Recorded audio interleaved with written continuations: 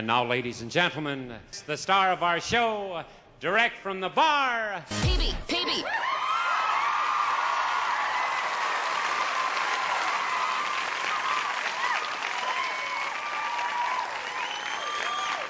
What is going on out there, peeps? Alright, in the news, what we like to see. Iraq taking necessary steps to improve the country's economic situation, strengthen its banking sector, and of course this directly strengthens the Iraqi Dinar, which is the direction we want them to go in. Let's go ahead and get into this, shall we? Before we get started, do me a favor, hit the thumbs up button. If you're not a subscriber, please do so, because when you do, it helps out the channel, and I certainly do appreciate it. Alright, everybody knows about this. The last U.S. soldier will leave al-Assad base in September. Well, about a year ago, they said that they were going to extend their stay over in Iraq for about a year. So this shouldn't be surprising to anybody. The bigger question is, will Iraq be able to take care of themselves? Now, Iraq is doing very good. Al-Sadani has done everything he could to make sure that Iraq is going in the right direction. The last thing you want to see happen is once the United States leaves, this somehow opens up a vacuum that allows terrorists back in there. There's still pockets of ISIS members all over the place, but nowhere as strong as when Obama used to fund them and train them. So the big question is this: will Iraq be able to protect itself once the United States is out of there? Now, we won't be out of there totally again. We'll have people there as advisors, hint hint, and there'll be other people there too as well to keep an eye on Iraq. But this wouldn't mean that ISIS wouldn't get emboldened, or any other terrorist group for that matter, and do something stupid to try to get a strong grip on Iraq. So, cross your fingers and hope that nothing happens that sets Iraq back. UNAMI. Iraq today is in better condition than before, and its people must circumvent its leadership. The United Nations confirmed on Wednesday that Iraq is moving steadily towards the march of peace and development.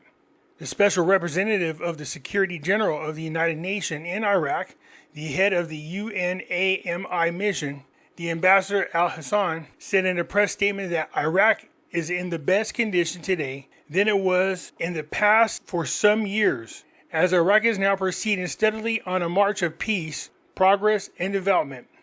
Now, we got to give credit where credit is due. Since Al-Sadani has been in office, there have been plenty of reasons for them to start getting back into conflicts again. Once the issue between Palestine and Israel took place, once the issue of the United States bombing Iran, once the issue of Houthis trying to take over ships and still continue to do so today, all these would have been good excuses for Iraq to get back into conflict. But that has not been the case. They've managed to keep their nose clean so far.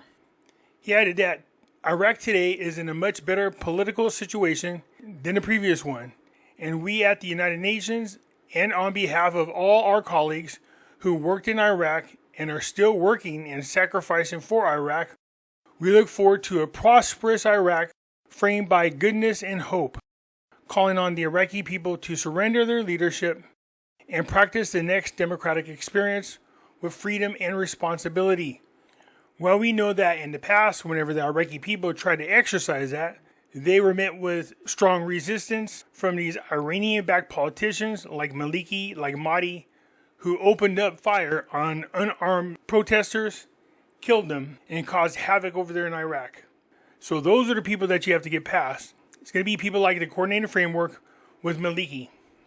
Al-Hassan stressed that the electoral process and the democratic experience are a constitutional right of all citizens in Iraq, and there are sacrifices and blood that have slint in defense of this democratic entitlement.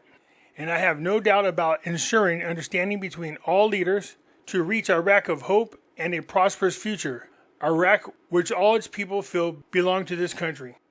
Well, you can establish a democratic process. You can tell the people that they have a democratic process. But if the leaders of that country don't allow them to exercise this process, then there's a big problem. Last election, Sadr won the election.